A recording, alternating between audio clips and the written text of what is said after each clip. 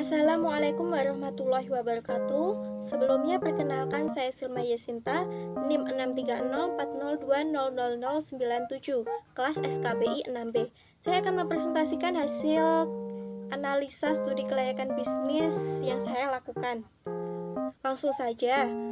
Rencana usaha yang akan didirikan adalah bisnis dalam bidang produksi makanan ringan. Makanan ringan yang berbahan dasar tumbuhan yang banyak dijumpai di sekitar kita.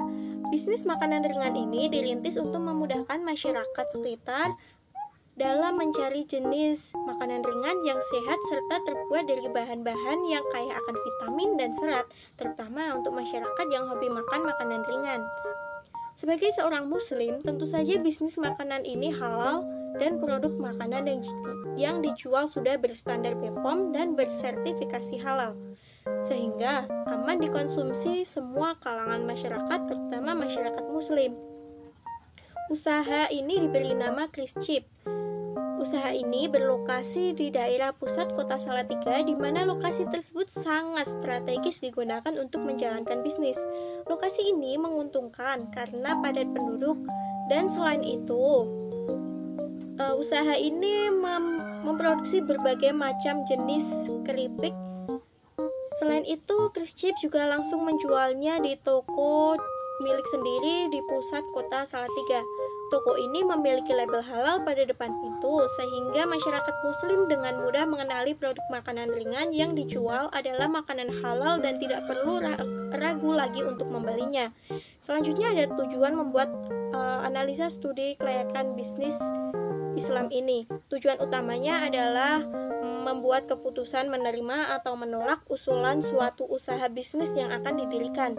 Ada pula tujuan khusus didirikannya usaha ini, memperkecil resiko kerugian, mempermudah perencanaan bisnis, memudahkan pelaksanaan pekerjaan, ikhtiar untuk kesuksesan usaha, memudahkan pengendalian dan pengawasan. Dalam studi kelayakan bisnis Islam ini, tentu saja kita juga menganalisa mengenai aspek-aspek SKBI. Yang pertama ada aspek hukum. Jenis badan usaha yang akan didirikan ini adalah dengan jenis perseorangan. Dokumen yang digunakan pun ada surat izin usaha perdagangan atau SIUP, surat izin tempat usaha atau SITU, nomor pokok wajib pajak atau NPWP, surat keterangan domisili perusahaan atau SKDP, izin mendirikan bangunan atau IMB, dan sudah pasti sertifikasi halal MUI. Yang selanjutnya ada aspek syariat Islam. Sebagai seorang muslim hendaknya perlu menjunjung tinggi nilai keislaman. Dalam Islam sudah dijelaskan mengenai bagaimana bisnis yang baik dan juga benar sesuai syariat Islam. Hal ini dijelaskan dalam Al-Quran dan hadis Rasulullah SAW. Usaha Crisp melakukan bisnis sesuai dengan hukum syariat Islam yang meliputi misalkan memperoleh bahan baku dengan membelinya langsung dari petani, kemudian produk tidak mengandung babi dan tidak menggunakan alkohol. Proses produksi Crisp ini dilakukan sesuai ketentuannya, mulai dari proses hingga siap jual, semua sesuai dengan syariat Islam. Produk yang diproduksi halal dan bersertifikasi halal MUI dan BPOM. Perbungkus Crisp ini berisi 300 gram, tidak lebih maupun kurang, sesuai dengan yang tertulis di bungkusnya. Semua tempat penyimpanan, tempat penjualan, transportasi itu semuanya tidak digunakan untuk babi atau tidak digunakan untuk barang haram lainnya. Selanjutnya ada aspek pemasaran. Yang pertama kita akan menganalisis STP. Ada segmentation. Pengelompokan pasar secara homogen pada strategi segmentasi iklan Crisp cenderung pada segmentasi masyarakat Indonesia, di mana Indonesia ini terkenal dengan berbagai makanan ringan berjenis keripik. Pada aspek psikografinya, masyarakat pada saat ini lebih menyukai makanan ringan yang praktis dan simpel tetapi juga sehat untuk tubuh, tidak banyak kalorinya, terutama kalangan remaja dan dewasa yang suka makan cemilan tetapi takut berat badannya bertambah. Oleh karena itu, untuk menggait konsumen, Crisp menyajikan aneka keripik dengan sedikit kalori dan tidak menggunakan pengawet maupun pemanis buatan. Yang berikutnya ada targeting. Untuk menggait konsumen, Crisp melakukan penayangan iklan di sosial media, di mana hampir seluruh masyarakat tidak bisa lepas dari media sosial, terutama remaja dan dewasa. Sesuai dengan spesifikasi Crisp yang menargetkan kalangan usia remaja dan dewasa yang menyukai makan makanan ringan serta hidup sehat. Namun, Crisp juga bisa dikonsumsi oleh anak-anak karena ini tidak mengandung pengawet maupun pemanis buatan. Crisp merupakan produk makanan yang halal, bersertifikasi halal dan BPOM, sehingga bisa dikonsumsi oleh semua masyarakat, terutama masyarakat muslim. Selain itu, karena harga murah yang ditawarkan Crisp ini, sehingga semua kalangan masyarakat pun dapat menikmatinya. Yang berikutnya ada positioning. Crisp menempatkan produknya sebagai salah satu makanan ringan dengan kemasan plastik yang terdapat klip di atasnya, sehingga praktis dan simpel serta menawarkan berbagai varian rasa baru yang akan memberi kesan tersendiri bagi penikmatnya. Crisp merupakan makanan ringan yang halal dan sehingga bisa dikonsumsi oleh semua masyarakat, terutama masyarakat muslim. Berikutnya ada analisis marketing mix. Produk makanan ringan dengan nama Crisp Chips yang berarti crispy chips ini berbahan dasar dari tumbuhan yang sering kita jumpai di sekitar kita. Crisp Chips tidak menggunakan bahan pengawet maupun pemanis buatan maupun MSG, sehingga merupakan makanan ringan yang aman dikonsumsi baik anak-anak hingga orang dewasa. Crisp Chips menawarkan berbagai varian rasa yang unik yang akan memberikan kesan berbeda bagi penikmatnya. Varian rasa Crisp Chips tersebut ada banyak sekali, antara lain ada keripik pelepah pisang, keripik daun kenikir, pare, daun pegagan, bayam, ubi, singkong, dan lain sebagainya. Crisp Chips diproduksi dengan menggunakan kemasan plastik klip dengan berat 300 gram per bungkusnya. Berikutnya ada harga. Mayoritas orang akan memilih produk dengan harga miring tetapi memiliki kualitas yang baik. Begitu juga dengan Crisp Chips yang memproduksi makanan ringan dengan kualitas terbaik, namun dengan harga yang cukup murah sesuai dengan kualitasnya. Harga yang ditawarkan Crisp Chips sendiri per bungkusnya ada 300 gram adalah sebesar Rp20.000.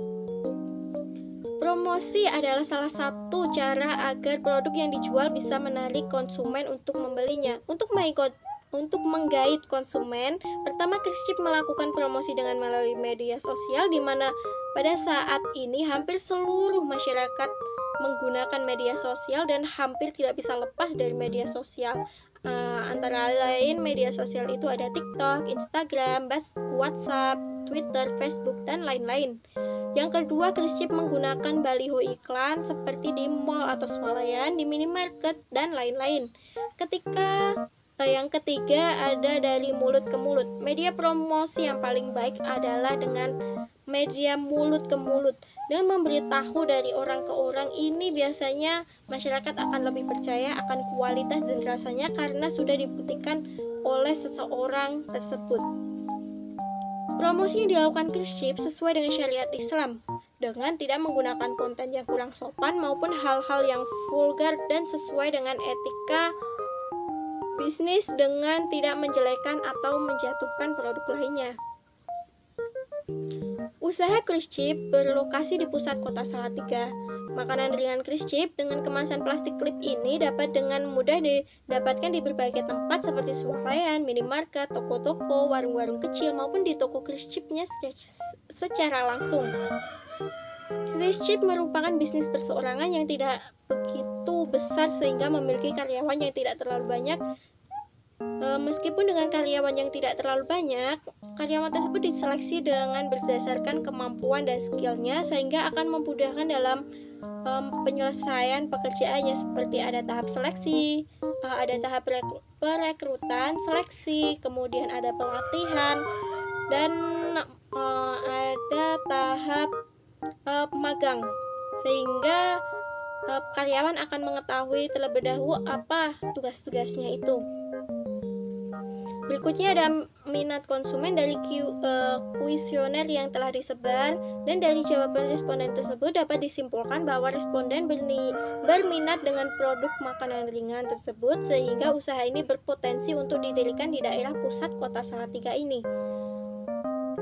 Industri yang memproduksi makanan ringan di kota Salatiga memang cukup banyak. Kebanyakan usaha makanan ringan di daerah Salatiga adalah industri rumahan dan lain-lain. Namun, toko makanan ringan dari tumbuh-tumbuhan yang memiliki varian rasa yang unik, seperti ada rasa pelepah pisang, itu masih cukup sedikit. Yang berikutnya ada aspek keuangan. Sumber dana dalam usaha cruise ship ini adalah dengan modal sendiri, dan dana yang diperoleh dibagi menjadi modal investasi dan modal kerja. Biaya prainvestasi usaha cruise ship itu sebesar 1,2 miliar. Rasio keuangan, return on equity atau ROE, dari usaha cruise ship ini adalah 28,7%, dan break even point atau BEP adalah 628,5 juta rupiah. Berikutnya ada analisis cash flow. Diasumsikan setiap tahun dalam produksinya mengalami peningkatan produksi 50 bungkus per harinya, sehingga mendapatkan laba bersih sebesar 1,5 sekian miliar pada tahun pertama, 1,6 sekian miliar pada tahun kedua, 1,8 sekian miliar pada tahun ketiga, dan 1,9 miliar pada tahun keempat, dan pada tahun kelima ada 2 sekian miliar. Berikutnya ada analisis gold value method atau GVM. Harga di waktu usaha dimulai dan diasumsikan naik 15% setiap tahun berikutnya. Berdasarkan analisis profit sharing dengan nisbah 40/60, jumlah nilai pendapatan emas adalah 3.227,6 gram. Artinya, jika usaha makanan ringan ini didirikan, maka pengelola dana mendapatkan keuntungan sebesar 3.227,6 gram emas. Maka sebaiknya investasi ini diterima. Yang berikutnya ada aspek teknis operasi. Teknologi usaha cruise ship ini masih menggunakan cara tradisional atau manual, yaitu mulai dari pengambilan bahan baku dari petani sampai siap jual masih menggunakan cara manual seperti biasa, seperti proses menggoreng, mencuci, memotong, dan lain-lain. Tata letak produksi cruise ship adalah menggunakan jenis tata letak produk, di mana pengaturan tata letak fasilitas produk berdasarkan aliran produk. Pengaturan model ini adalah dengan urutan operasi dari satu bagian ke bagian yang lainnya hingga produk selesai diproses. Mulai dari bahan baku yang diambil dari petani disimpan dalam gudang penyimpanan, kemudian memberi bumbu, mengoven, hingga pengemasan lalu packing, itu masih menggunakan cara manual. Dalam produksi cruise ship menghasilkan 500 bungkus per harinya dengan berbagai varian rasa. Hal ini telah diperhitungkan dengan kebutuhan pasar. Produk yang diproduksi adalah makanan ringan berupa keripik yang menggunakan bahan baku yang masih segar, sehingga tidak dapat bertahan lama, kurang lebih hanya 5 hari, dengan diletakkan di dalam freezer atau pendingin agar bahan baku tetap segar dan kualitas tetap terjaga dengan baik. Dalam 1 tahun, usaha cruise ship membutuhkan bahan baku total sebanyak 6.000 kg. Usaha cruise ship ini melakukan pemesanan setiap 5 hari sekali. Biaya pesan untuk setiap pemesanan sebesar 5.000, sehingga dalam setahun cruise ship melakukan pemesanan sebanyak 48 kali. Sedangkan biaya penyimpanan rata-rata 5.000. Maka dari itu, dari perhitungan yang telah dilakukan, jumlah persediaan bahan baku sebanyak 109,54 kg. Yang selanjutnya ada aspek manajemen dan organisasi. Dalam rencana mendirikan sebuah usaha cruise ships ini, owner memang belum memiliki pengalaman sebagai pengusaha sebelumnya. Namun sekedar mengamati proses, manajemen, dan praktiknya di lapangan, Di bidang bisnis makanan ringan, tentu owner sudah melakukannya. Owner juga memiliki pengetahuan dalam menjalankan bisnis dan juga pernah bekerja sebagai karyawan dalam perusahaan garmen sehingga mengetahui bagaimana jam kerja dan sistem kerja dalam sebuah perusahaan. Usaha cruise ship memang tidak terlalu besar, namun dalam proses produksi dan penjualannya tetap membutuhkan karyawan, paling tidak 11 karyawan dengan gaji sesuai dengan pekerjaannya. Ada pula rincian gaji per bulannya, seperti bagian produksi ada 5 orang dengan gaji perorangannya Rp2.133.000 per bulan. Kemudian ada pelayan toko, ada 1 orang dengan gaji sebesar 1.800.000, dan kemudian ada bagian gudang, ada 2 orang dengan gaji 1.800.000 per bulan. Kemudian ada marketing, 1 orang dengan gaji 2.133.000 per bulan. Ada akuntan, 1 orang dengan gaji Rp2.500.000 per bulan. Ada kasir, 1 orang dengan gaji Rp1.800.000 per bulan. Dalam perekrutan karyawan tetap ada persyaratan dan kriteria yang perlu dipenuhi oleh pelamar, sehingga itu akan memudahkan pekerjaannya. Bagian produksi seperti bisa memasak, minimal bisa menggoreng. Kemudian orang yang jujur, teliti, cekatan, dan kemudian ada kasir, memiliki kriteria yang tidak jauh berbeda dari yang sebelumnya, seperti jujur, ramah, konsentrasi, dan teliti, sabar, cekatan. Pelayan ramah, rajin. Kemudian juga rajin menyusun dan merapikan barang, dan sabar. Bagian gudang sehat dan kuat, loyal, jujur, cekatan. Kemudian ada akuntan yang mengerti laporan keuangan dan pembukuan, teliti, jujur, bertanggung jawab. Ada marketing. Marketing itu paling diutamakan memiliki skill public speaking yang baik, kemudian jujur, ramah, dan bertanggung jawab. Ada pula rincian tugas bagi para karyawan seperti bagian produksi, menggoreng atau mengoven keripik, membungkus atau memasukkan keripik, dan menimbang sesuai takaran keripik yang sudah matang atau sudah siap dibungkus, kemudian mengemas dan merapikan produk yang sudah siap jual. Ada kasir, itu membersihkan mesin dan meja pos atau point of sale, kemudian melayani konsumen dengan ramah dan sopan, menyebut jumlah uang yang harus dibayar konsumen, memberikan uang kembali, mencatat barang-barang kosong yang dikeluhkan, dan bertanggung jawab atas uang setoran. Pelayan toko memenuhi permintaan konsumen, membersihkan area penjualan, merapikan dan menyusun, memajang barang, kemudian memeriksa kelengkapan label harga, memperhatikan pengumuman dan cara promosi, dan kemudian mengenakan semua perlengkapan kerja. Bagian gudang memeriksa barang masuk dan barang keluar, dan memastikan sesuai pesanan. Merapikan barang-barang di gudang, membawa barang dari gudang ke toko apabila stok di toko sudah hampir habis, mengecek barang yang sudah dikeluarkan, kemudian membantu pelayan dalam mengambil barang sewaktu-waktu diperlukan. Akuntan mencatat keuangan masuk dan keluar, mencatat pemasukan harian, bulanan, dan tahunan, membuat laporan keuangan, mengawasi terjadinya penyelewengan uang, jujur dalam pencatatan. Marketing membuat promosi produk dan membuat strategi promosi produk. Yang kemudian ada aspek ekonomi dan sosial. Pertumbuhan ekonomi di Kota Salatiga dalam 5 tahun terakhir ini pada tahun 2017 sebesar 5,23%, dan 2018 menurun menjadi 5,21%, 2019 meningkat menjadi 5,88%, dan tahun 2020 mengalami penurunan yang sangat drastis menjadi minus 1,68%. Hal ini disebabkan adanya pandemi COVID-19 yang melumpuhkan perekonomian di seluruh dunia. Dan pada tahun 2021 mengalami peningkatan menjadi 3,33%. Selanjutnya, pertumbuhan penduduk di Kota Salatiga. Pertumbuhan penduduk di Kota Salatiga tidak mengalami perubahan yang begitu drastis.